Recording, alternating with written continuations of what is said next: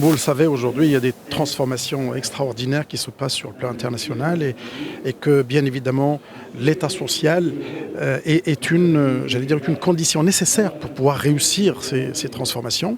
Et dans cet État social, il y a bien évidemment le capital humain et la jeunesse.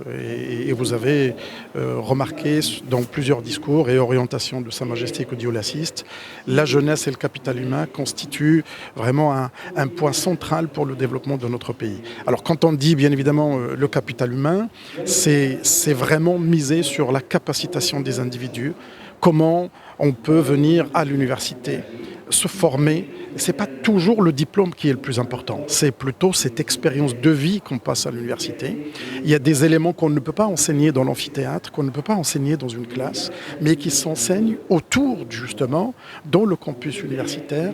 Et c'est là où les changements sont en train de s'opérer, avec bien évidemment tout ce sur quoi on assiste ces dernières années. L'intelligence artificielle, le ChatGPT, qui change considérablement la manière même dont on enseigne et qui donne encore plus d'occasions pour qu'on puisse consacrer l'effort en présentiel sur le coworking, sur l'expérience de vie et ce qu'on appelle communément les soft skills ou les power skills.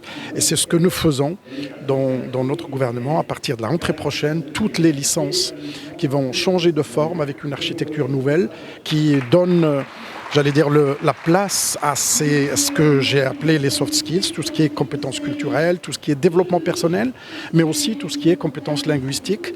Et on a révisé également tous les contenus scientifiques pour essayer de répondre à ces enjeux aujourd'hui socio-économiques et que tous les pays aujourd'hui ont une compétition sur le plan international, c'est le capital humain. Et comme vous le voyez, quand les investisseurs viennent dans notre pays, c'est parce que nous avons une jeunesse.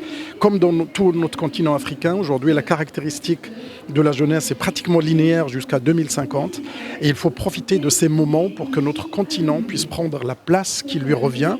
Et je pense que la capacitation, la résilience, ce sont des éléments sur lesquels il faut s'appuyer si on veut développer notre pays sur le plan économique, mais aussi sur le plan social. Parce que quand on parle de résilience, de capacitation, c'est vraiment, je dirais, le cadeau qu'on peut faire à tout citoyen. C'est ça la démocratie, c'est d'arriver à ce que la jeunesse, à ce que les citoyens puissent réfléchir d'eux-mêmes, puissent essayer de critiquer, mais qu'ils puissent aussi changer leur emploi.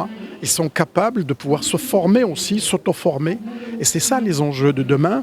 Donc on a fini, j'allais dire, des périodes où le gavage était en quelque sorte le point le plus important. Aujourd'hui, c'est plutôt comment apprendre à apprendre, comment réussir à faire des têtes bien faites plutôt que des têtes bien pleines.